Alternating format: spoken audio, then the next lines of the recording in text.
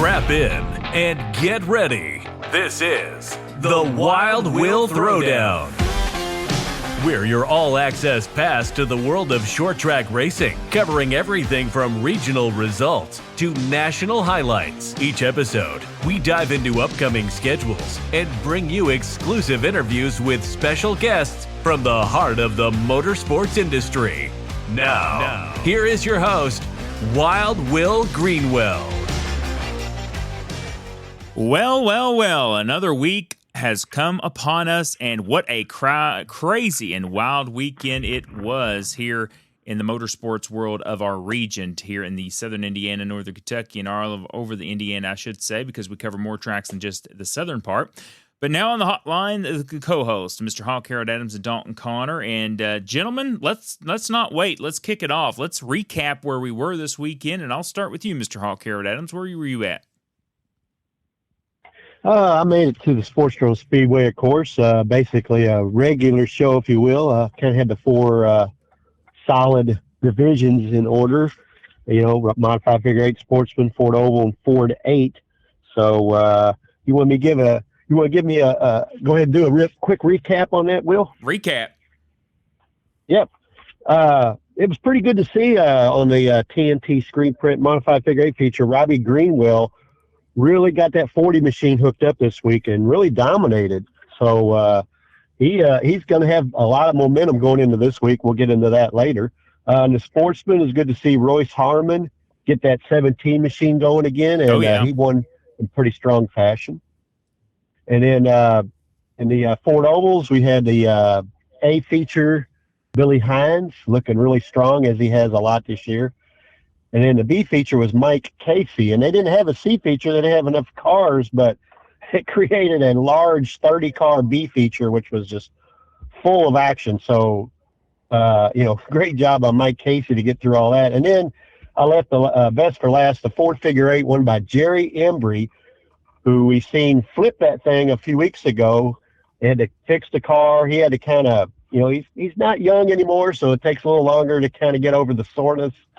And he came back. He wasn't even sure what the car was going to do. He's like, I have no idea. It went out there and was strong. He finished second in the oval feature, the A feature. Then he ended up winning the Ford Figure 8 feature. So that was really good to see by Jerry to come back in such strong style. Well, I tell you what, I'm going to have a chat with him because something he's figured out on that car. I don't know what it is. He flipped it just the right way. Exactly. He's got one of those sway bars on there that will help him out a little bit, I bet. So I don't know. I'm proud of him. I can't believe when you told me, because I didn't get to see the results because I was at Salem, and Dalton and I will talk about that here in a moment. But, seeing Jerry Embry, somebody like that who hasn't had to win on the Ford Figure 8 before, and he's been trying so much, and such a friendly guy, and he's respected by so many in the pit area. It was good to see, Harold. Yeah, he is. He's respected by everybody. He has a lot of good fans, and everybody knows about him by now because, he is friendly like that. He's been around for a while. He goes back to the old Louisville Motor Speedway days, of course. Yep, my home. So, so it was really good to see him really get that thing hooked up. So we'll see if he can continue it. No doubt. And Dalton Conner, man, I tell you what, you and I were at a very hot and sticky, a very fireworky kind of night at the Salem Speedway. Yeah, but we were just talking about it. It was a fun night. A lot of good racing. Good turnout for the fans. Just a good night. It was hot. It was. But, good night overall. Well, first and foremost, we kicked off the afternoon opening the pits, early, of course. It's still early for a 12 noon day. But then, of course, we go into 3 o'clock opening the gates for the grandstands, and we had a ton of things for the kiddos back there. We had the, of course, ride car set up. We had the New Washington County Bank gave free ice cream out for everyone for the kiddos. That was pretty cool. And I want to thank Bill Kimmel real quick, but for every time I would walk up through the interviews after I got done, he would offer me a popsicle. So I want to thank Bill Kimmel for that. But, it was a great time, and, the kiddos had fun. And, one thing I'm very proud of, guys? What's that? Thank you, Dalton. Now, Harold's probably sleeping. Michelob Ultra by the beer booth had a game set up for kiddos. How about that for respect? What was the game? Did you say game? Game, Game, game. Yes, Michelob Ultra actually What had was it was something like a football toss she would throw into a hole or something. But I'm like, Oh. here I am saying, hey, get you an adult beverage, those 21 and older, and why not have your kid down there and you're playing some games as well with Michelob Ultra. So, Give the kids a beer too. there you go. Hey. Well, I guess they're supposed to be able to stand there and drink your beer, watch your kid play, I guess, right? It's smart marketing, I'm telling you. But, overall, it was a great day. And then, of course, opening ceremonies came.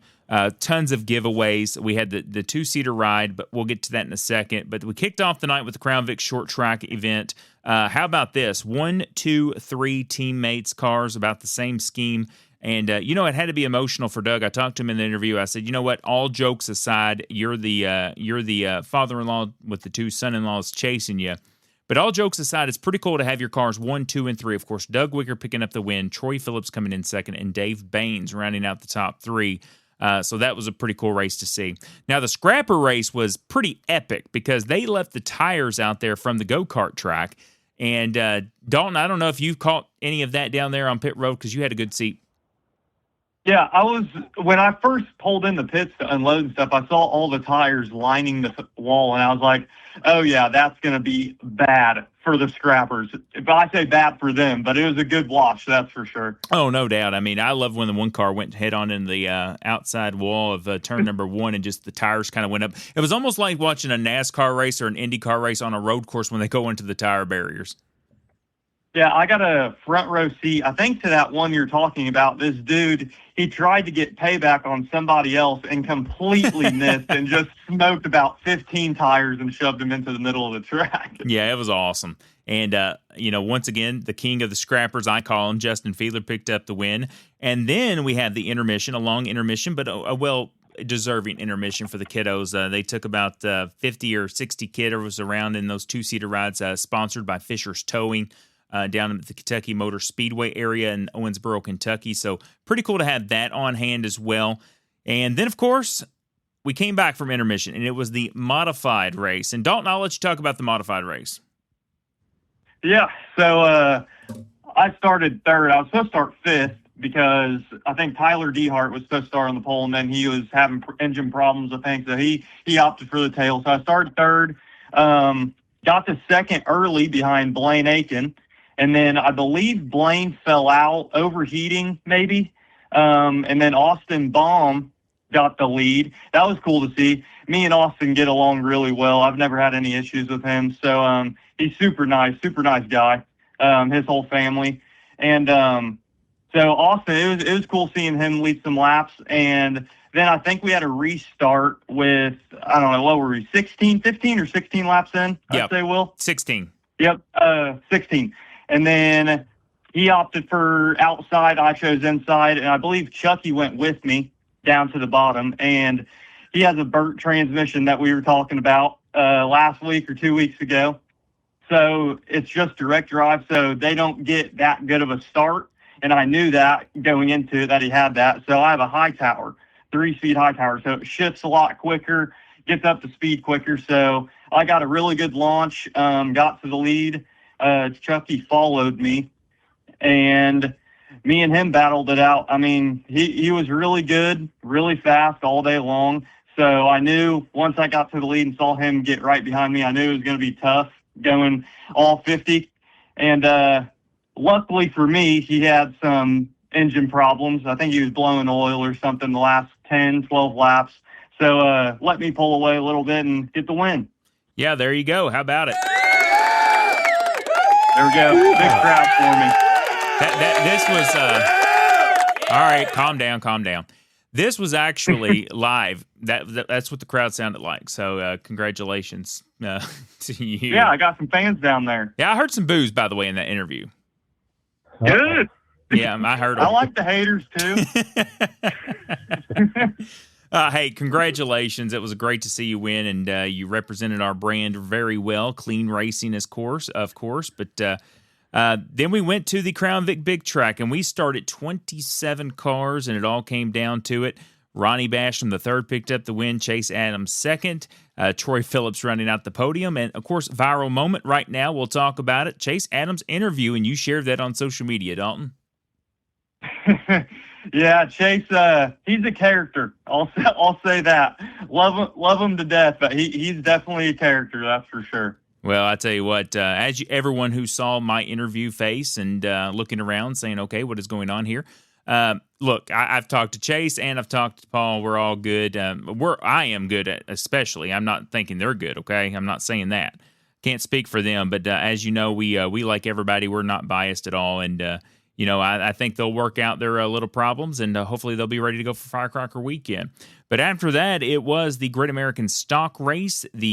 Of course, the veteran Chuck Barnes Sr. picked up the win over Austin Baum. And I tell you what, Dalton, not talking about anything that happened in that race, but I told Austin in victory lane, I said, look, you've had the speed. You finished second many times here. I said, your time is coming, and it has to give you momentum going into Firecracker 200 weekend.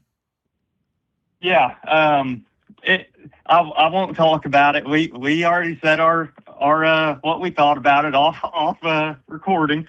But, yeah, Austin, he should have won 2 in a row, right? I mean, was that the last one that he blew up leading with a couple laps to go, I believe? Yeah, I think Trent Bear got that one. Yep. Trent Bear picked up his first career win. So yeah, shout out Trent, but in my eyes, Austin, he had the best car the last 2 races, and in his eyes, I understand. I would be just as mad, trust me. I'm not saying that. But he needs to keep that head up, because with what I saw in the stock car race, he has nothing to worry about. He's by far the best driving car in the race, fastest, smooth. I mean, he was running the fence all the way through 1 and 2, plumb sideways, and still gaining ground. So he has nothing to worry about. He's going to be up front every race. No doubt. And congratulations, Chuck Barnes Sr., another win off his career in that number 5 car. And like we talked about, Firecracker 200 weekend is coming. Are we going to see the street stock out for that one? Like I said, from what I saw, I don't even know if I would compete with that 74 car right now. Oh, geez. Maybe Dalton would like to drive a bus instead. And there you go. Yeah. Come on out there. I'll ride passenger with you. There you go. Come on, right on. That's a good idea. Hey, look, I'm telling you right now, I'm not flipping on the high banks. I'm going for a trophy on the high banks, okay? I don't even care. I'm just gonna hold the throttle down. If I go over the wall like Austin Baum did and leave my transmission over at the drag track, that's what I have to do. That's what I'll do, okay? Well, that'd be interesting, because that means I would have to interview you, right? You would. That would be interesting. And I'd probably bring me a beer down there, because I'd open 2 of them and do a Stone Cold Steve Austin. Maybe, hey, I tell you what, maybe you could make some really good history here. Maybe you could just interview yourself. Yeah. I don't need to be I don't need to be in Our Lady of Peace mental hospital, okay? They'll be calling on me. See that. 2 split personalities. Oh, that's a good one. Let's move on before we get in trouble here. So now we'll move on to the topic of the week. And I know, Dalton, you got the topic of the week this week, so I'm very excited to see what you have on this one. Well, we kind of just talked about it. Just the broad topic, interviews. Okay, interviews. So we can dial it down just to the Chase Adams interview this past weekend, but there's been iconic interviews from all types of racers, saying cuss words, this, that, whatever. So, what's your guys' thoughts on just any of that stuff? Do you like it? Do you not like it? Do you like them showing personality? Because personally, I'll speak for myself. I absolutely love it. I mean, it's great. It draws fans in. Sure, it may piss some people off, but bad attention is still attention. So it's still getting views, still getting eyes. I mean, what do you guys think, Harold? I'll pass it to you for just your broad thought on it. Well, it is interesting, because it's kind of what went through my mind when I watched that interview with Chase Adams. Because, like, when he first starts saying F-bombs and stuff, I'm like, whoa, what's he doing? This is bad. But then it's like, wait a minute now, what's he talking about here? All of a sudden I'm like, really listening even closer because of his, the things he's saying, his attitude. It's like, okay, what's he going to say next, right? So it is compelling that way, but, you don't always want to see that, of course. But then I don't mind it. Now, as far as being on the other side of it, I'm sure Will can vouch for this too, is like when you're doing the interview, you definitely don't want to be put in that awkward position sometimes. It's like, whoa, how do you go about trying to calm this guy down, or what do you say next? It kind of puts you on the spot there. I know Will did a good job of it the other night, but that's kind of the way I feel. Like as long as I'm doing the interview, I'd rather the guy kind of stay calm and talk regular. But if I'm just watching the replay of it, hey, it's entertaining, just like you said, Dalton. So what do you got, Will? Well, it's raw emotion, and our job as interviewees or interviewers, being the interviewee, you get to you get to catch them when they take their helmet off. You're the first person. Think about that. You're the first person they talk to and carry on a full conversation. I'm not talking about 2-3 words with your crew member. I'm talking about a full conversation as soon as they take that helmet off from being in that race. Think about that for a moment. I mean, it's pretty impressive. You don't really think about that, but you get the opportunity to talk to them, ask them questions, whether it's good response, a bad response, if they tell you to fuck off. It's something of that nature. And let's go back. Let's go back to Saturday night, right? So I get down there and I'm interviewing the winner, but Chase has some time to think about what's going on, or, he's second interview. So I go over to Chase and, if you heard me, what I said was there was great clean racing up front, and I'm talking about for the win. Well, Chase, then he switches his tone till, well, that's what everybody, I thought so, but some people don't think that way. And then that's when the adrenaline, I think, started talking for Chase, and the adrenaline fed on the adrenaline. And that's another thing about interviewing, is those drivers have that pure adrenaline right after they step out of the race car. And I love Paul Hartledge. I love Chase Adams. I love them all. Not talking about anything the drivers, or are you on this side or that side? No, not talking about that. I'm talking about the interview. And for me, I love it because we're getting too soft, and I'm far from a liberal. So I like the raw emotion. I like what they have to say. That's why you did not hear me ask questions in between or take the microphone away. I let him talk. I just let him talk, let him get it out. It's like a therapy session, right? I mean, you're letting them talk, you're letting them get it off their chest, whatever the case may be. Now, could we control the F-bombs a little bit? Yeah, I mean, that's pretty bad word, especially on kids' night or something like that, okay? But what I'm talking about is the raw emotion of it all. And you catch them when they get their helmet off. I mean, think about that, Dalton. I mean, you're a driver. So when you take that helmet off, you have all kinds of emotions, whether it's, hey, I just won. I'm in the top of the world right now. Or, hey, I just lost. This guy crashed me. F him. I can't wait to hurt that son of a bee. Something like that. So, Dalton, you know what I'm saying there, correct? Yeah, I mean, I think every racer, person like that, through like on a crew or anything, has been through it all. You know what I mean? I mean, like you said, it's a raw emotion. As soon as you take the helmet off, I mean, that's the most fired up you're going to be. So, I mean, you can see Chase's comments on Facebook apologizing to people. Oh, sure. That commented on the post saying that they didn't like it, bad interview, whatever. You know what I mean? Chase commenting back to him, apologizing on social media. So he's handling it the best way possible. Those people that are commenting that just need to realize what we're talking about right now. It is raw emotion. I mean, barely any time to think, and you're just saying stuff. Yeah, no, you're exactly right. And when you take that helmet off, and I'm not talking about the curse words, okay, we're all adults here. And I'm going to be honest with you. Most of the kids were gone home that night. It was the latest race of the night, and it was getting late. And the fans, let's look at this point, okay?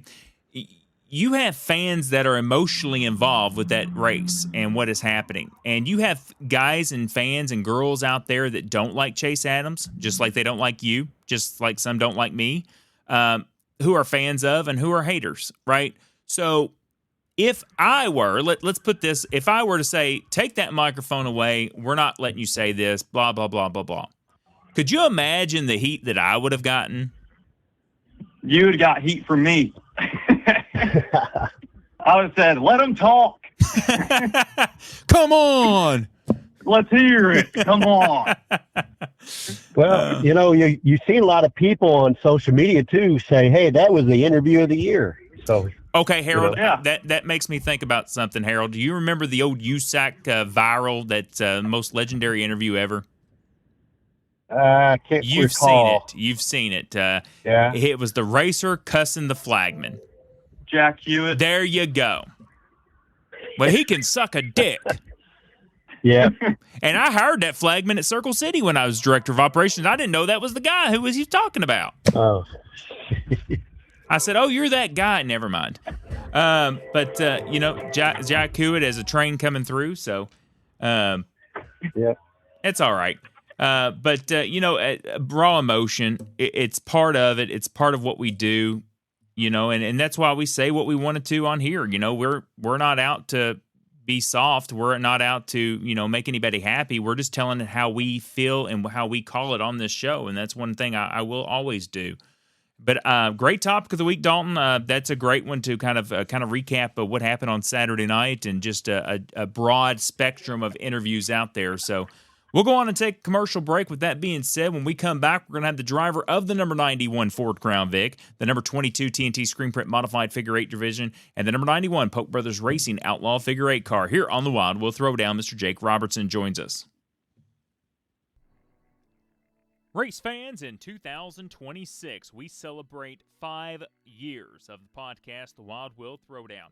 And in 2026, we cannot thank our great marketing partners for what they do for us, including the Salem Speedway, the Sportsdrome Speedway, KKR, Indianapolis Speedrome, Elite Outdoor Services, Shears Drain Cleaning, Kentucky Clutch and Performance, Forklift Rescue, Diesel Boys, Harp fans, Hoosier Auto Racing fans, Flag to Flag Media, Roosters, Marshall Jaggers Racing, Derby City Recycling, Polk Brothers Racing, John McLaren Motorsports, Shane Wilson Lawn Care, Sean Smith Race Cars, Circle City Raceway, Victory Lane Frenchies, Oink Incorporated, Hadley Towing and Recovery, Code 3 Roofing, KJ Enterprises, The Smile Center, Clap Mowing and Landscaping, Lefebvre's Curbing, El Tarasco Mexican Restaurant, and S&R Towing. We cannot thank our beautiful marketing partners enough for their success and their support in 2026.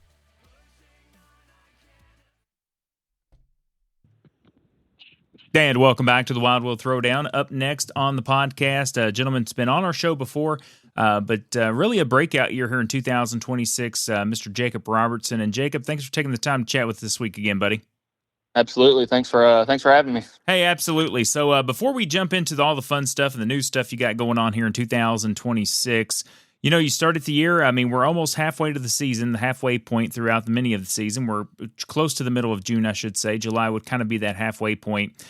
So what would you rate your year so far being? I mean, in the Ford and the modified? I'd give it like a 9, an 8 or a 9, 8.5. We'll go with 8.5. It's been pretty good. We've had really good runs all year with the modified and the Fords. It's running good as usual.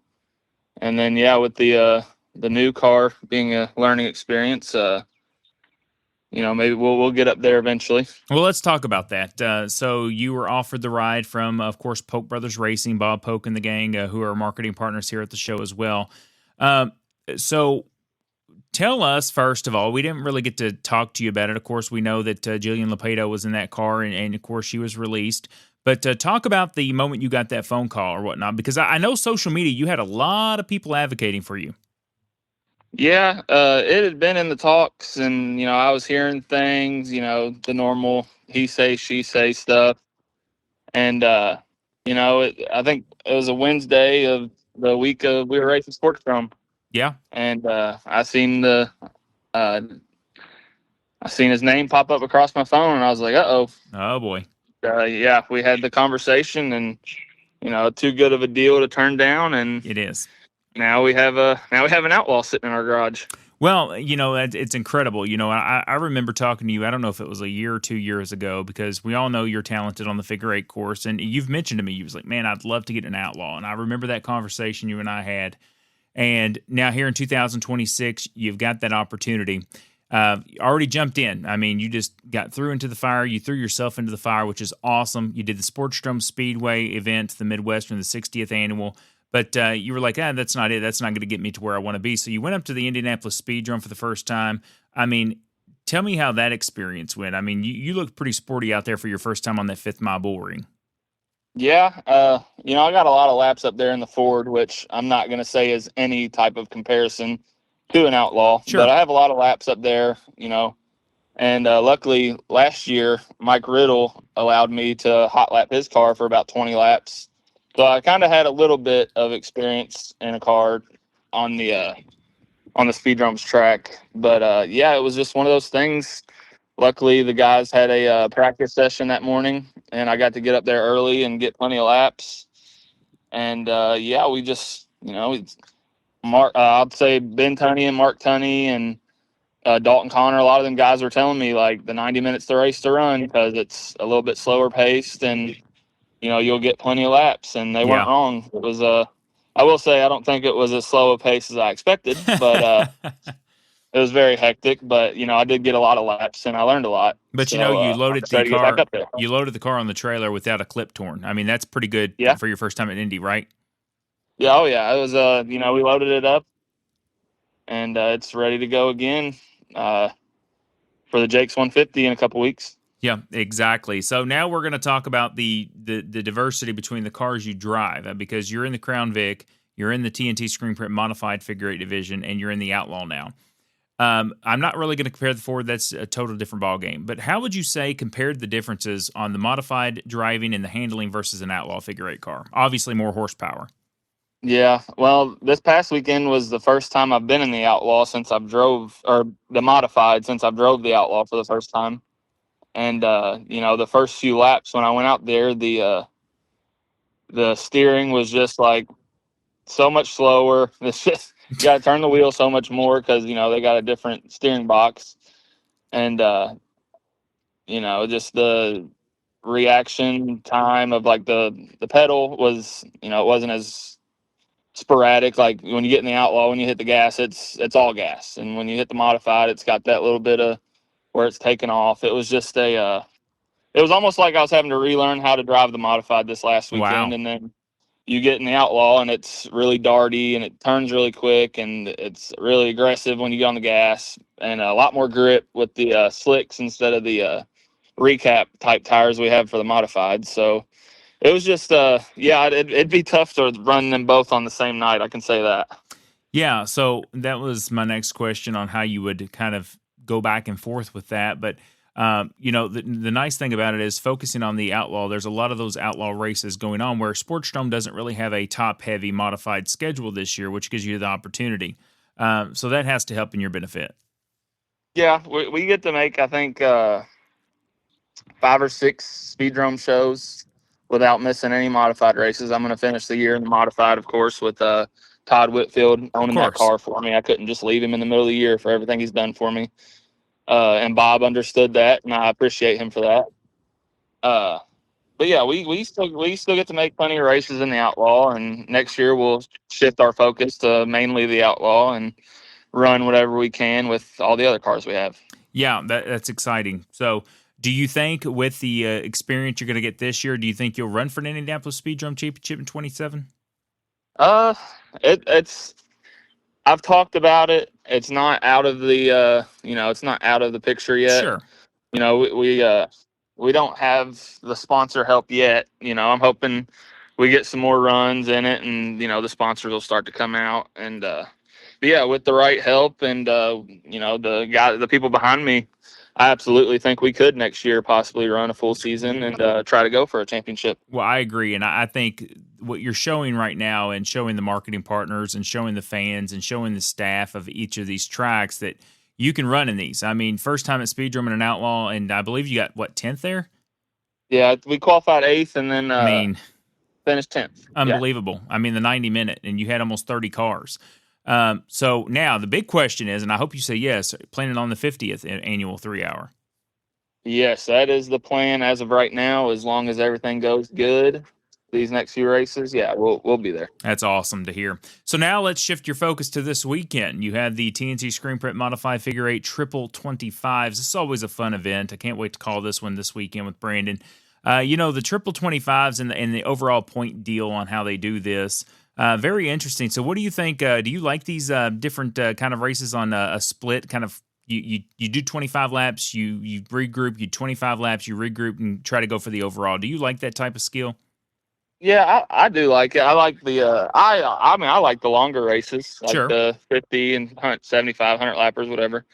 But I really do like the Triple 25s are probably my favorite race of the season because they normally have us go backwards once or twice. Yeah. Like reverse direction. And I really do like going that way.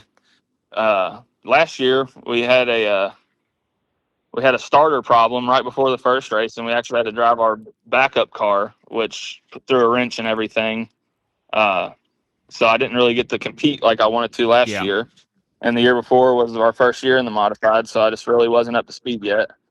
So really, really looking forward to this year with the year we've been having so far and hoping to keep the good luck rolling. Well, I mean, I obviously wasn't there this past week because I was at Salem Speedway, but it had to be nice to see that many cars for the modifieds finally come out. I believe 16 cars on hand. And how about Robbie Greenwell? I'm telling you, there's a lot of guys in there coming up in the ranks.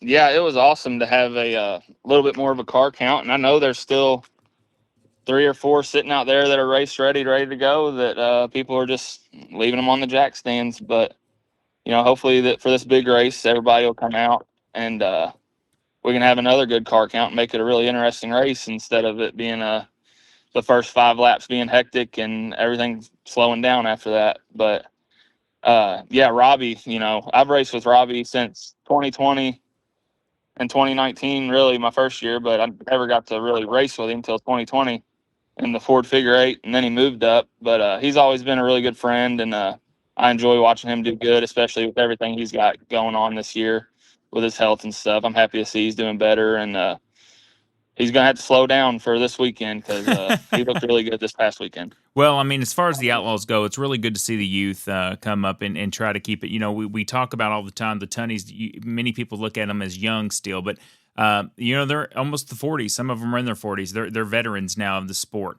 Now you have Robbie Greenwell, Dalton, yourself, Lavin Crane, Kevin Brooks in the next school class coming up into the Outlaw ranks. So that's really cool to see. But planning on having the Ford this weekend, I'm guessing there as well, right?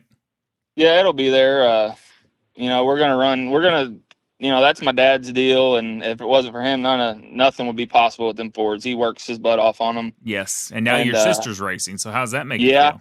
Yeah, he's getting a lot of it. Which luckily, me slowing down, running oval every week, he's not having to get 3 cars ready a week. He's just focused on the Figure 8 and then her car. But we're going to continue. I'm obviously not going to be able to make every race this year with the Ford Figure 8 with running the Outlaw now. Sure. But we're going to have Alex Booby in the seat whenever I'm not there when I'm running the Outlaw. So we'll have a good shoe in the seat to keep us hopefully in the championship hunt.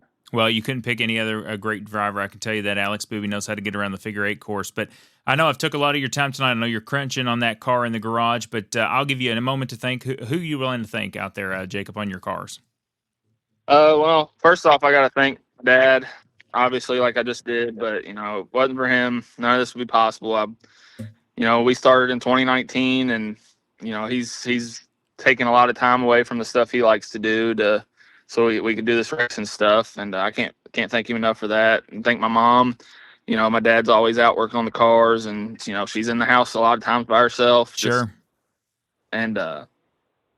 I got to thank, obviously, my sponsors, James Jewell Custom Homes and Remodeling, Merle Bierman Excavating, Johnson & Sons Collision Repair, A1 Transmission, Porter Brothers Garage, P&P Body Shop, Bubba Fab, Penny Pincher Express, Bullitt County Supermarket, Ty Romeo Builder, Burkhead Overhead Doors, Is Greg Sewer and Drain Cleaning LLC, Derby City Recycling, Elder Heating and Air. And then on the modified, we got Porter Brothers Garage, J&D Landscaping, Johnson and Sons Collision Repair, Merle Bierman Excavating, the Equipment Depot, Catco Service Parts, Goodfellas Family Restaurant, KS Collectibles, Turnage Trailer Repair and Restoration, B&R Speed Shop, A1 Transmission, Bubba Fab, Doug Durham Photography, and with the Outlaw, we got Folk Brothers, of course, got to thank them, Penny Pincher Express, Dalton Conner Racing, DCR, and Doug Durham Photography. Again, he stepped up for the Sportsdrome race, helped us a lot. But Awesome. Yeah, couldn't do it without the sponsors. Well, it's all about marketing partners that you get to be out there each and every week, and I'm sure you're going to have a lot more on that Outlaw Figure 8 car as you continue to progress. Well, Jacob, thanks for taking the time this week to chat with us. We're excited to see you this week in the Sportsdrome competing, and of course, as your journey continues in the Outlaw Figure 8 division. Thank you, Will. Appreciate you having me. Hey, Wild Will Throwdown fans, Will Greenwell here. If you're into all types of racing like I am, then you need to check out the all-new Flag to Flag Media show each and every Tuesday at 8 p.m. on Facebook and YouTube. Just go to Flag to Flag Media, that's flag, the number 2, Flag Media on Facebook and give them a like, or YouTube and subscribe. They will cover all of your dirt racing needs around the region. Flag to Flag Media. Check them out. And welcome back to the Wild Will Throwdown. That was Jacob Robertson, the number 91 Outlaw Figure 8 car, the number 22 Modified Figure 8 car, and the number 91 Crown Vic. And Dalton, man, that man can drive just about anything. No, I completely disagree. Well, okay. No, yeah. Shout out J-Rob. I know, blah, blah, blah. He's the best thing ever. Greatest race car driver to ever sit in the car. He's fantastic. Shout out J-Rob. Oh, man. He's a great competitor. I'm so proud of him that he got that Outlaw Figure 8 car ride. And Harold Adams, top 10, first ever time at Speedrome in the 90-minute race. Yeah, it was amazing, really, if you think about it. I mean, it just shows you, the talent that he has, I mean, we probably haven't seen anything like him hit the scene since Dalton Conner. Hey, yeah, you don't know who that guy is. Yeah. He's trash. Oh, boy. Dalton, you there? You're breaking up a little bit. Yeah. I'm here. All right, he's there. Not sure what to say after that one. He's not. But let's talk about the upcoming schedule. Let's move on from that. This weekend, June 12th, 13th, 14th, we're at the midway point of the month of June. And Sportsdrome Speedway, what we got going on down there, Harold? I'll be on the call this weekend with Brandon Taylor. But what do we got going on at Sportsdrome this Saturday night? That'd be a special event for the TNT Screen Print Modified Figure 8 Triple 25s event.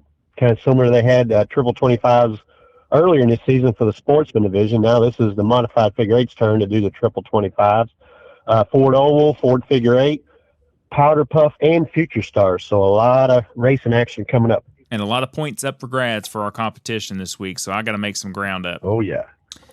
Indianapolis Speedrome. This is going to be a big one. The Legends Memorial event's going to get reestablished in the front wheel drives. Many outlaws on hand as well. So Speedrome going to be in action. Anderson Speedway.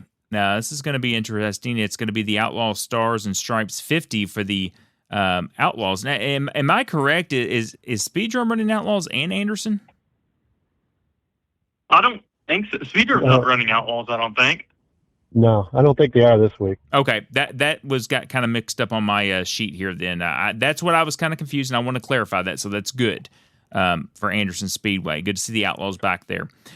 Plymouth Motor Speedway, Friday, the 350 Outlaws Sprint cars are going to be on hand. Those are pretty fast and pretty cool as well. The Street Stocks, 4-cylinders, Factory Fords, and Hornets going to be taking place at the Plymouth Motor Speedway just north of the Indianapolis area. So if you're in the Plymouth area, make sure you check it out. Our friends in Michigan, Kalamazoo Speedway, the Tri-State Sprints, limited late model street stocks, front-wheel drive A, front-wheel drive B, and front-wheel drive C. So that's interesting. I'm guessing they have a lot of front-wheel drives. So here you go, Harold Adams. You like the theme nights, right? So the Russell's M40, we saw the Western night. They're going to have the big Reveal the Hammer night. This is tailgate theme this weekend. So now you get to just have fun and tailgate. Hey, everybody likes the tailgate nowadays, so I'm sure the fans will have fun with that one. Yeah, no doubt. And they're going to have 5,000 win for the Outlaw Late Models. That's going to be a good show. Autograph night at all classes, the Owasso Speedway and the Berlin Speedway. Our friend Jeff Striegel and the gang going to have Michigander night, modifieds, limited late models, 4 cylinders, and the VRDA. So make sure you check out Berlin up in Michigan this weekend. And if you're in the dirt scene, the Brownstown Speedway returns to action as a lot of regional dirt tracks as they were closed for the Dream. Saturday night racing, they're going to have the Indiana Pro late models, Super Stocks, Pure Stocks, Crown Vics, and Hornets. Paragon Speedway has the NOS Energy Drink Sprint Week. That is the midgets. Lincoln Park Speedway Thursday going to be the USAC Indiana Sprint Week. NOS Energy Drink midgets, of course. Cedar Ridge Speedway weekly racing series in a bone stock enduro. Lake Cumberland Speedway is going to have fan night. Now, this is interesting. I've seen a couple tracks do this. $40 a carload. So $20 regular general admission.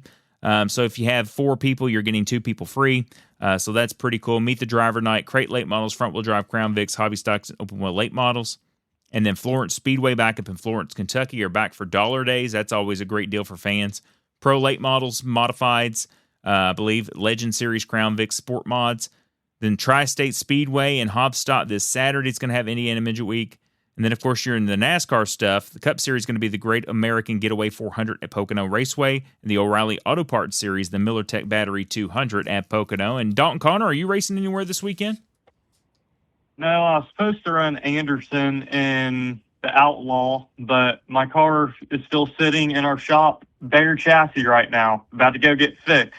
So, well, you better get that logo all scrunched out.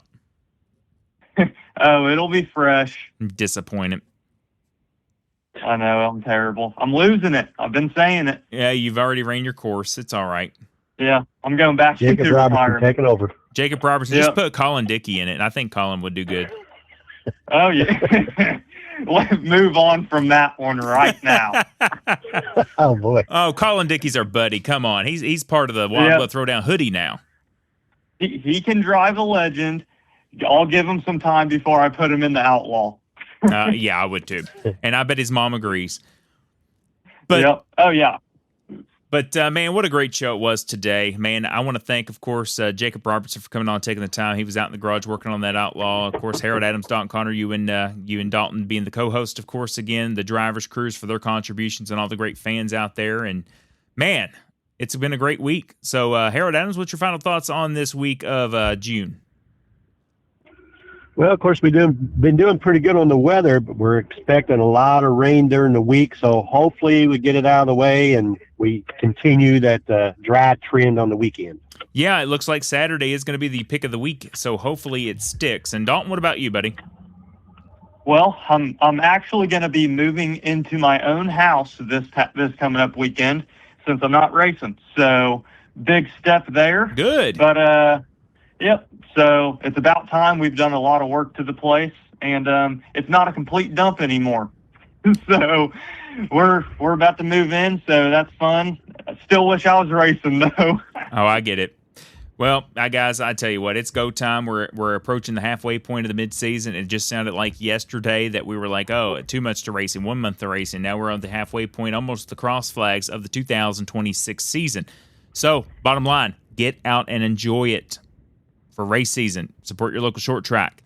As for my name is Will Greenwell, and I will see you around the turn.